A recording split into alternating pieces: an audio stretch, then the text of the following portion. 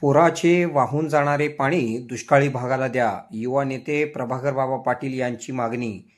कृष्णा नदीतून पुराचे पाणी मोठ्या प्रमाणावर कर्नाटकात व पुढे वाहून जात आहे. तेच पाणी दुष्काळी भागातील तासगाव, कवटेमहाकाळ, जत, आटपाडी या भागातील तलाव, बंधारे, कालवे भरून घ्यावेत. पावसाळ्याच्या दिवसात जर तलाव व बंधारे भरून घेतले तर येणाऱ्या काळात शेतकऱ्यांना याचा जास्तीत जास्त लाभ होईल. यासाठी पुराचे पाणी दुष्काळी भागाला द्यावे अशी मागणी करून याबाबतची सविस्तर चर्चा भाजपचे युवा नेते प्रभाकर बाबा पाटील यांनी पाटबंधारे विभागाचे अधीक्षक अभियंता चंद्रशेखर पाटोळे यांच्या समवेत अधिकाऱ्यांची केली.